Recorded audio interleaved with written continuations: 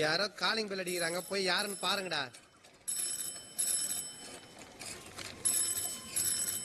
நீ வரும்போது அமுக்கணும்ல, அது இப்பதான் அடிக்குது. வால் கிளாக் ஸ்லோவா ஓடி பாத்துருக்கேன்டா. ஆனா இந்தியாலேயே காலிங் பெல் ஸ்லோ அடிக்கிற வீட்டை இப்பதான்டா பாக்குறேன். அனைவருக்கும் வணக்கம். பெஸ்ட் மூவிஸ் ஆஃப் 2025 பார்த்துருப்பீங்க. இது வந்து ஒர்ஸ்ட் மூவிஸ் ஆஃப் 2025க்கான லிஸ்ட்டை வந்து இப்போ நான் கண்டினியூ பண்ணுறேன். இதில் வந்து ஒரு சின்ன இது என்ன அப்படின்னா, இதில் along with worst films of 2025 நம்ம வந்து சில டிஸானரபிள் மென்ஷன் கேட்டகரியில் இருக்க படங்களையும் நம்ம பார்ப்போம். அதோடு சேர்ந்து அடுத்த வருஷம் நான் அதிகமாக எதிர்பார்க்குற படங்கள், இந்த வருடம் மிச்ச மொழிகளில் என்னை ரொம்ப ஈர்த்த படங்கள், இதெல்லாம் தான் இந்த வீடியோவாக இருக்கும். லைக் ரெஸ்ட் ஆஃப் த வீடியோவாக இருக்கும். So yeah, let's get into the rest of the video. இது ஒரு சின்ன டிஸ்க்ளைமர் மாதிரி கொடுத்துட்றேன். என்னென்னா, பெஸ்ட்டு லிஸ்ட் மாதிரி இது இருக்காது. பெஸ்ட் லிஸ்ட் வந்து பார்த்திங்கன்னா க்ரொனாலஜிக்கல் ஆர்டரில் வந்து நான் பண்ணியிருந்தேன். பட் இது ஆக்சுவலாக கொஞ்சம் ரேங்கிங் வீடியோ மாதிரி தான். ஏன்னா லிஸ்ட்டு மாதிரி இந்த லிஸ்ட் இருக்காது. பெஸ்ட் லிஸ்ட் வந்து க்ரொனாலஜிக்கல் ஆர்டரில் இருந்தது.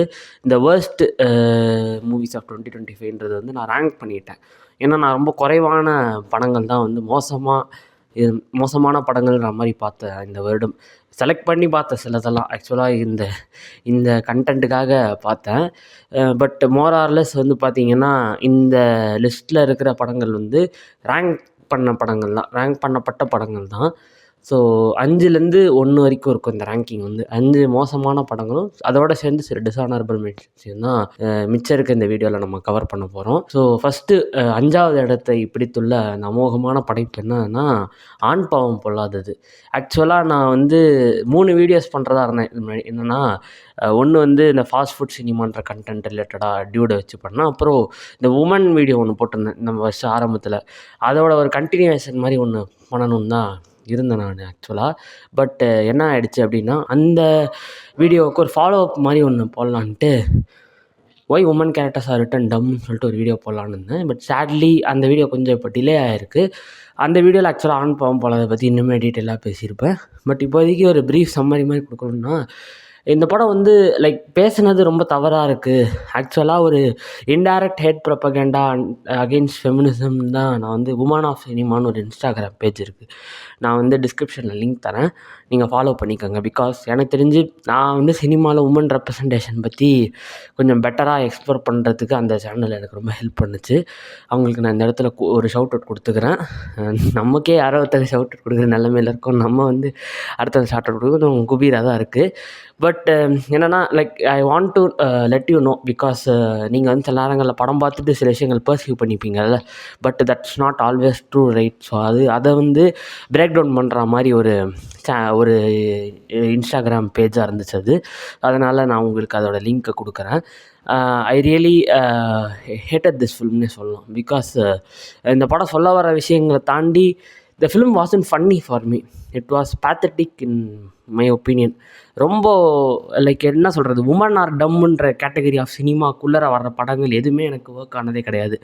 ரொம்ப டம் டவுன் பண்ணி அந்த ஹீரோயினை வந்து லிட்ரலி அவளுக்கு எழுத படிக்க தெரியுமான்னு நான் ஒரு பாயிண்ட்டுக்கு மேலே யோசிக்க ஆரம்பிச்சிட்டேன். ஏன்னா கூகுள் பண்ணாலே வந்து கார்ல் மார்க்ஸோட ஃபோட்டோ கிடைக்கிற காலத்தில் வந்து அந்த பொண்ணு வந்து வேறு யாரோ ஒருத்தரோட ஃபோட்டோ வந்து ஜியோ போப்போட ஃபோட்டோ போட்டுட்டு கார்ல் மார்க்ஸ்ன்னு சொல்கிறதெல்லாம் பார்க்கும்போது like you really think pseudo feminist are that டம்முன்ற மாதிரி இருந்தது.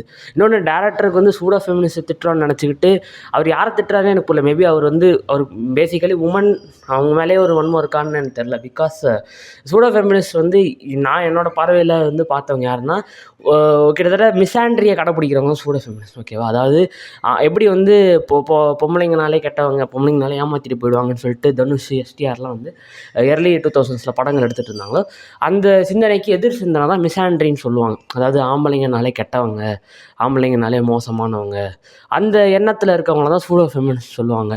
ஆனால் இந்த படத்தோட ஹீரோயினுக்கு வந்து எதுவுமே தெரியாத மாதிரி, like she is just dumb. ஓகேவா? She is not pseudo feminist, she is not feminist, she is just dumb. So அந்த மாதிரி டம்மான கேரக்டரோட நீங்கள் சூடோ ஃபெமினிஸ்ட் ரிலேட் பண்ணிக்கிட்டு ஆக்சுவல் ஃபெமினிஸ்ட் என்னன்னு தெரியுமான்னு கடைசியில் பாடம் எடுக்கும்போது ஜென்யூனாக செருப்பு பிஞ்சிடும் ராஸ்கல்ஸ்ன்ற மோடுக்கு தான் நான் போயிட்டேன். Didn't work even one bit for me. It's one of the worst films of not only this year, I think this டெக்கேட்னே கூட சொல்லுவேன். அப்புறம் ஏன் இப்போ 5வது இடத்துல வச்சுருக்கேன்னா, அது எனக்கு ரொம்ப கோவம்லாம் வரல.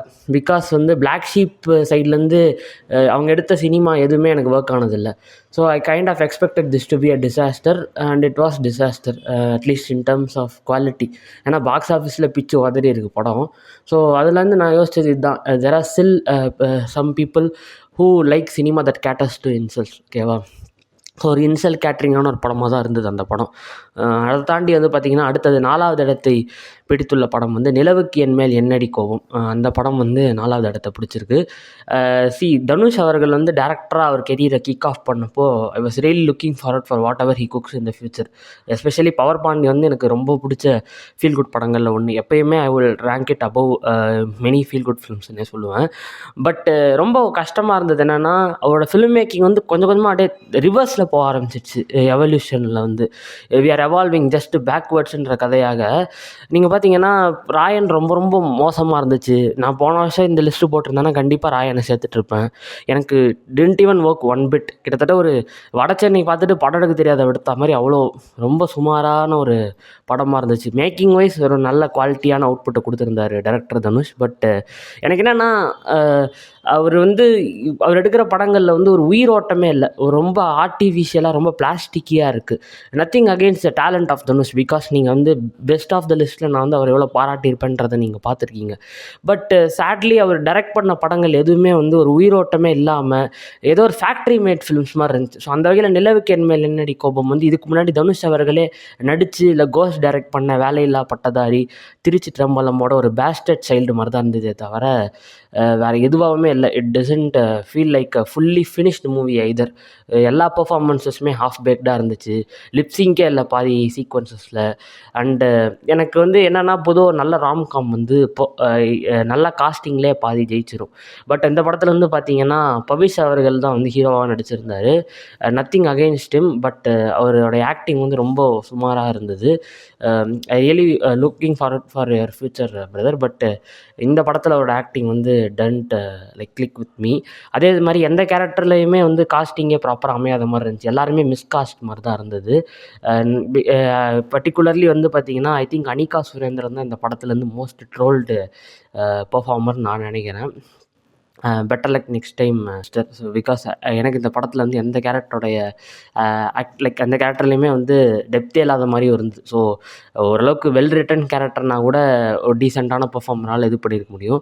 பட் எல்லா கேரக்டருமே ரொம்ப சர்ஃபேஸ் லெவல் ஒரு கார்ட்போர்ட் கட் அவுட் மாதிரி தான் இருந்தது. அதை தாண்டி சொல்லணுன்னா ஓரளவுக்கு நல்ல மேக்கிங் இருந்தது இந்த படத்துலையுமே. தனுஷ் ஆஸ் அ ஃபிலிம் மேக்கராக மேக்கிங்கில் ஒரு நல்ல குவாலிட்டியான அவுட்புட் கொடுத்துட்றாரு. அதை வந்து நான் இந்த இடத்துல அவருக்கு கிரெடிட்ஸாக கொடுத்துட்றேன். But from writing stand point Dhanush sir வந்து நல்ல ரைட்டர்ஸோட ஒர்க் பண்ணாரோ, இல்லைன்னா அவர் மேபி அவர் ரொம்ப ட்ரஸ்ட் பண்ணுற டைரக்டர்ஸ் லைக் அவங்க அண்ணாவோ, இல்லைன்னா வெற்றிமாறன் மாதிரி நல்ல லைக் எப்படி சொல்கிறது, நல்ல ரைட்டிங் இருக்கிற ஆட்கள் கிட்டேருந்து ஸ்கிரிப்ட் வாங்கி அவர் டைரக்ட் பண்ணால் மேபி இட் வில் பி நைஸ்ன்னு நினைக்கிறேன். மற்றபடி நீக் வந்து joins the long list of disappointing Dhanush directorials. சுத்தமாக எனக்கு ஒர்க்கே ஆகலை. அடுத்ததாக வந்து 3வது இடத்தை பிடித்துள்ள படம் வந்து இந்த படம் தான் தக் லைஃப் தான் வந்து 3வது இடத்தை பிடித்துள்ளது. என்னடா தக் லைஃப் 3வது இடம், அப்போ மிச்ச 2 படங்களுமே வந்து அவ்வளோ அதோட மோசமானு கேட்டிங்கன்னா, மோசமானதை விட எனக்கு அந்த 2 படங்களும் வந்து ஒரு அயற்சியையும் ஒரு வெறியும் கொடுத்துருச்சு எனக்கு. லைக் ஜென்யூனாக நான் ரொம்ப ரசிக்கிற ஒரு மீடியமே வந்து என்னை வெறுக்க வைக்கிற அளவுக்கு பொட்டென்ஷியல் கொண்ட 2 படங்கள் அது 2மே. ஸோ தக் லைஃப் வந்தோம் அப்படின்னா கிட்டத்தட்ட everything was working towards the success of the film. எல்லாமே கரெக்டாக இருந்தது. கமல் சாரும் மணிரத்னம் சாரும் ஆஃப்டர் 37 இயர்ஸ் ஜாயின் பண்ணுறாங்க நாயகன் மாதிரி ஒரு பிளாக் பஸ்டர் கொடுத்துட்டு. ஸோ அந்த காம்பினேஷன் திரும்பி சேருது. எஸ்டிஆர் இந்த காம்பினேஷனுக்குள்ளே வராரு. அண்டு சாங்ஸ் எல்லாமே அட்டகாசமாக இருந்தது. சரி ஓகே, ஒரு அட்லீஸ்ட் மினிமமாக நான் வச்ச பெஞ்ச் மார்க்கே ஒரு செக்கச்சவந்தவான அளவுக்கு ஒரு டீசெண்டான கேங்ஸ்டர் சாகாவாக இருந்தாலே போதும் அப்படின்ட்டு தான். But sadly it was so bad. எந்த அளவுக்கு பேடாக இருந்துச்சுன்னா, ஒரு பாயிண்ட்டுக்கு மேலே எனக்கு அஞ்சான் விவேகம் எல்லாமே பெட்டர் ஃபிலிம்ஸ் மாதிரி தோண ஆரம்பிச்சிருச்சு. Because this film was ripping a lot from those ஃபிலிம்ஸ்ன்னு தான் எனக்கு தோணுச்சு. Never in my wildest dreams I have imagined Kamal and Maniratnam sir coming together to remake Anjaan and விவேகம்.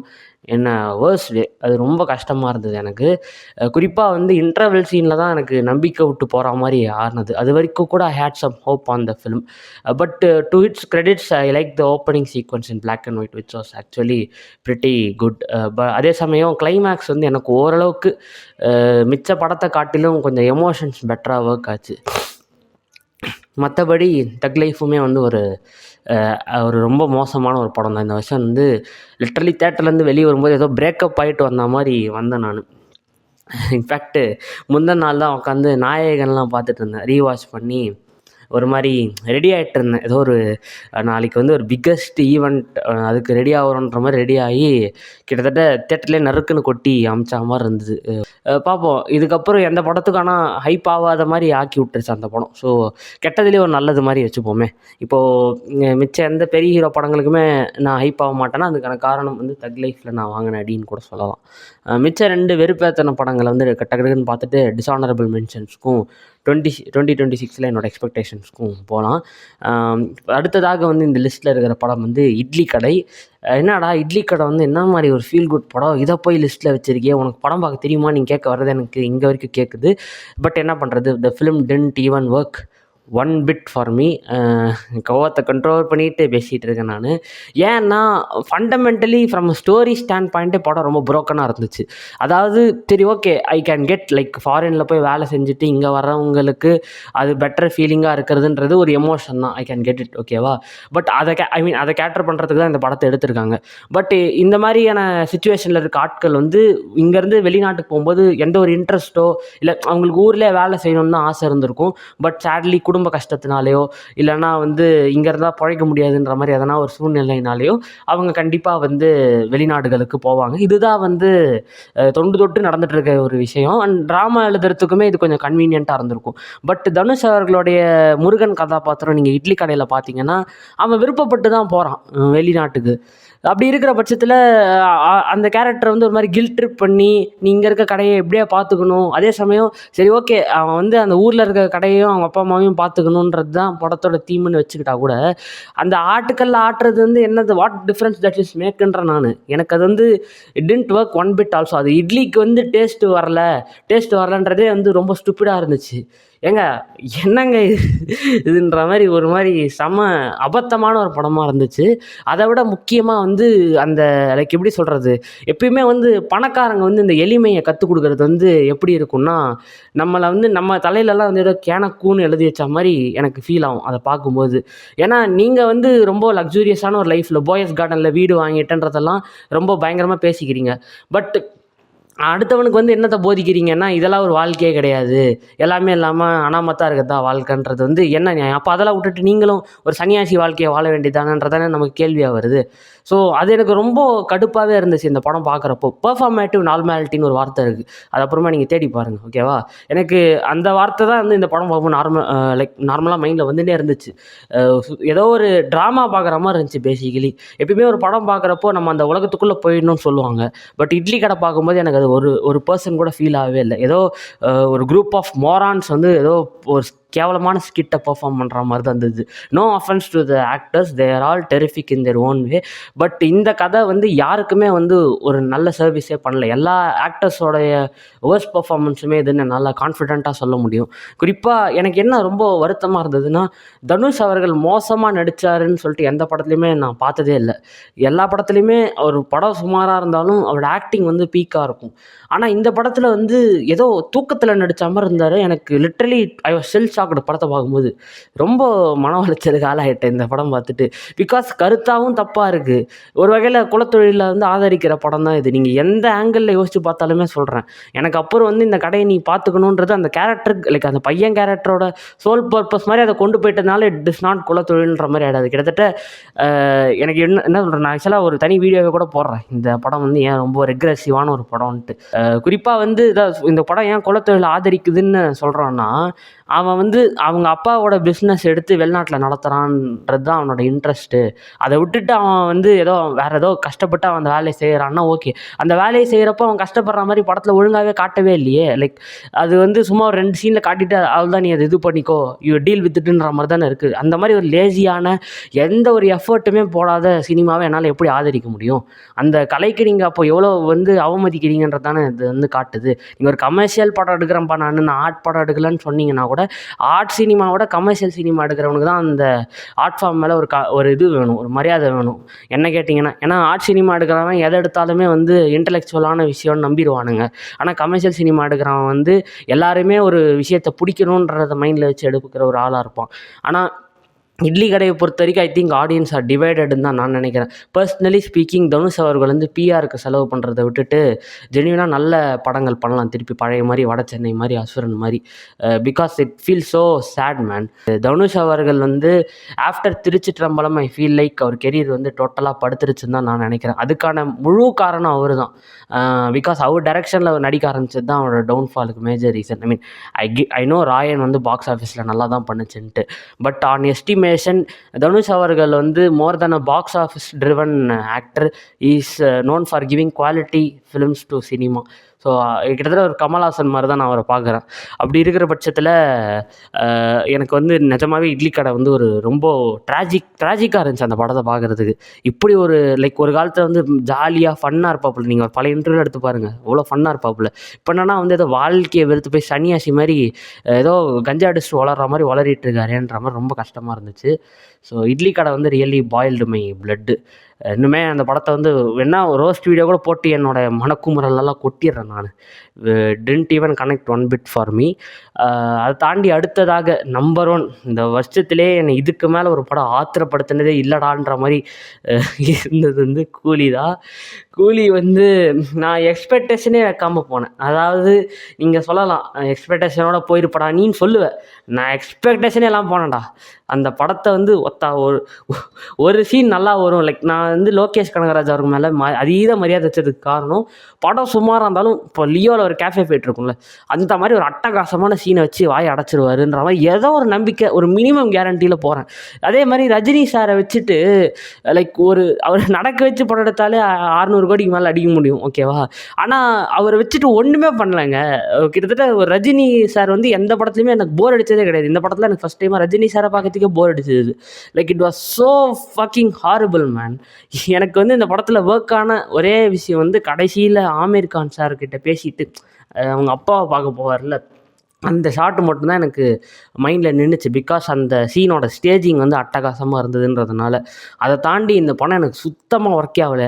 சரி, இந்த படம் வந்து சூப்பர் படம் 600 கோடி அடிச்சிருச்சுன்னு சொல்கிறீங்களே, இந்த படத்தோட கோர் என்னன்னு கரெக்டாக சொல்லுங்கள் எனக்கு. லைக் இதை சுற்றி தான் இந்த கதை நடக்குதுன்ட்டு சொல்லிட்டீங்கன்னா நான் வந்து இந்த சேனலையே மூடிடுறேன். ஏன்னா எனக்கு வந்து ரொம்ப டிஸ்ஹார்ட்டனிங்காக இருந்துச்சு இந்த படம் வந்து. Really felt like Lokesh Kanagaraj வந்து இவ்வளோ மோசமான ஒரு படம் எடுப்பார்னு நான் நினச்சி கூட பார்க்கல. எனக்கு லியோவும் ஒர்க் ஆகலை. லியோ வந்து ஒரு ஓகேஷ் கைண்ட் ஆஃப் அ படம் தான். ஆனால் கூலி வந்து சுத்தமாக ஒர்க்கே ஆகலை.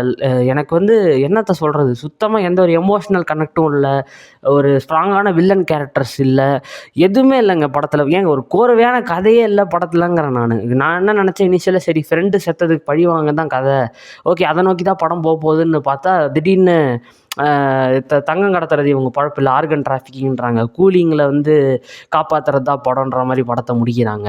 எனக்கு ஜென்யூனாக இன்றைக்கி வரைக்கும் what the fuck did I just வாட்ச்ன்ற மாதிரி தான் எனக்கு கூலி பார்க்கும்போது இருந்தது.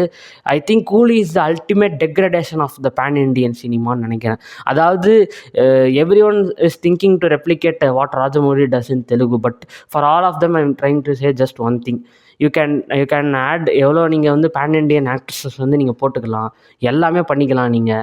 ஆனால் unless and until you are having that conviction you will never get the box office that Rajamouli gets easily.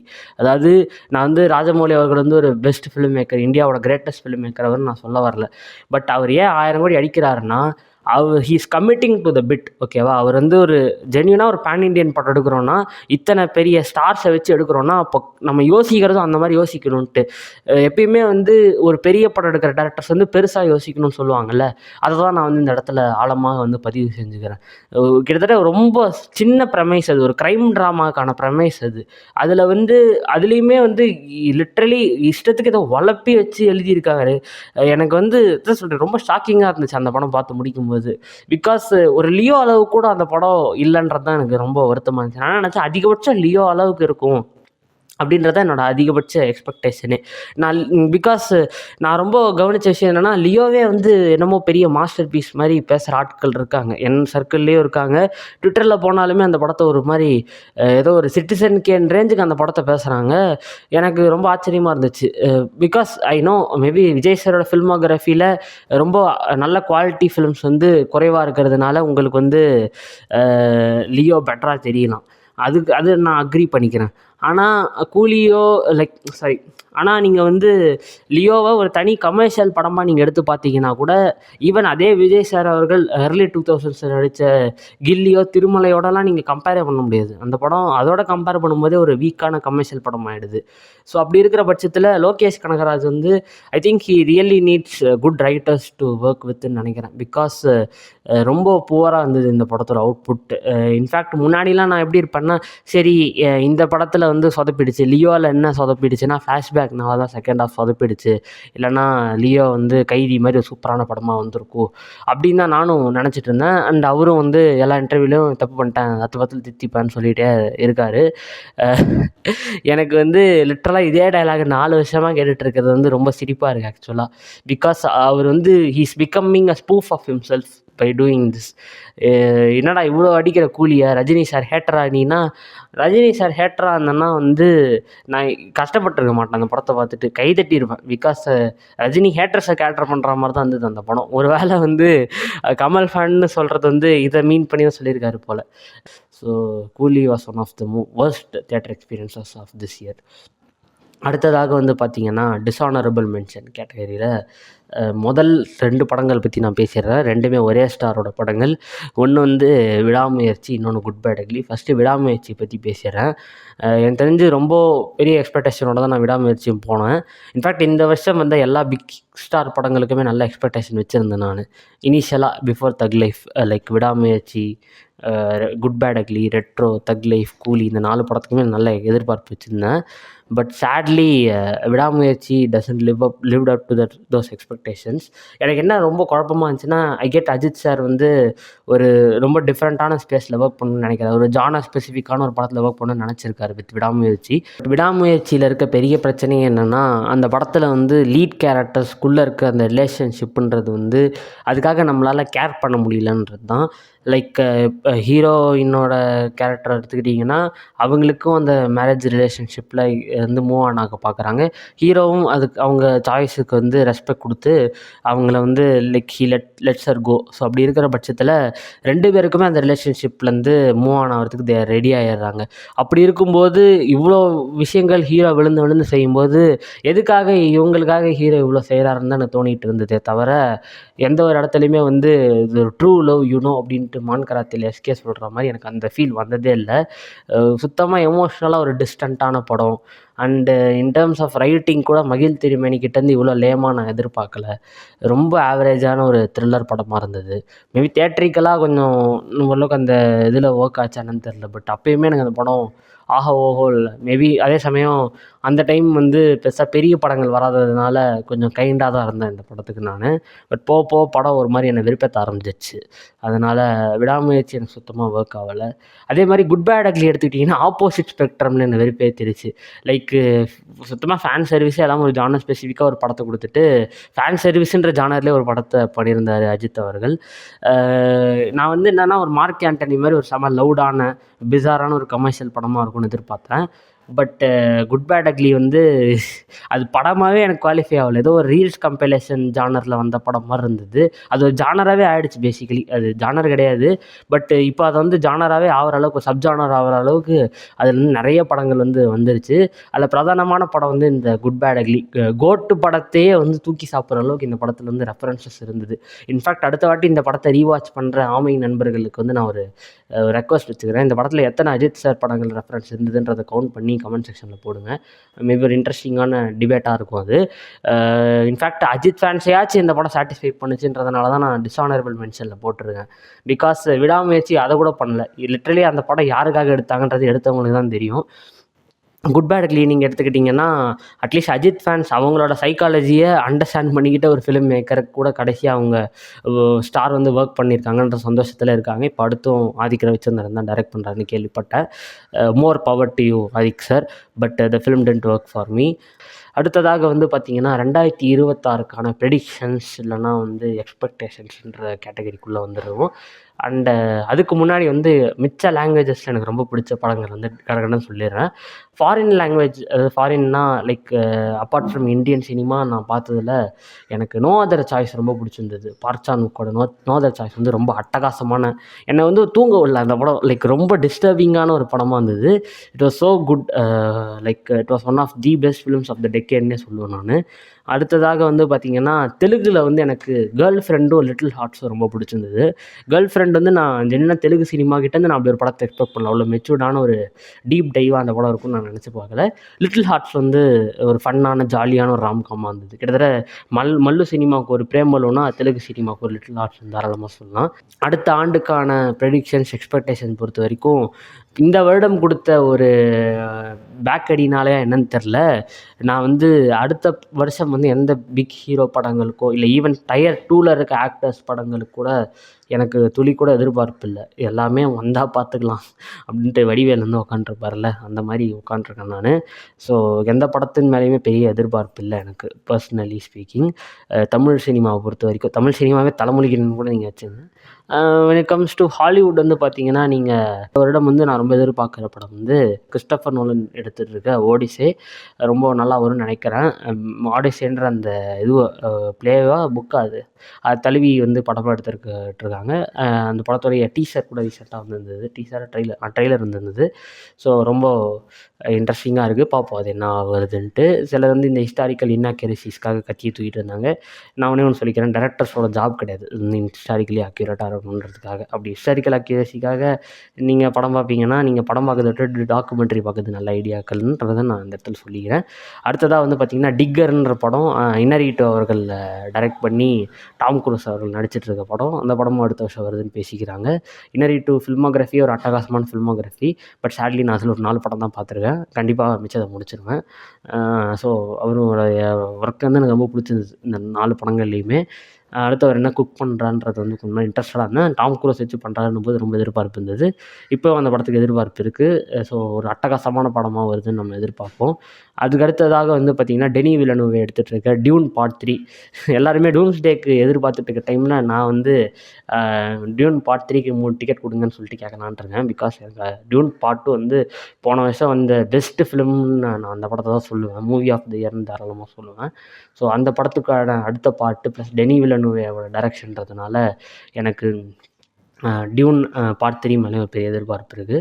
அடுத்ததாக வந்து பார்த்திங்கன்னா ஸ்பைடர்மேன் பிராண்ட் நியூ டே படத்து மேலே ஒரு பெரிய எதிர்பார்ப்பு இருக்குது. பிகாஸ் நோவே ஹோம் கொடுத்த அந்த ஹைனால அடுத்து அந்த படத்துக்கான ஒரு எதிர்பார்ப்பு இருக்குது.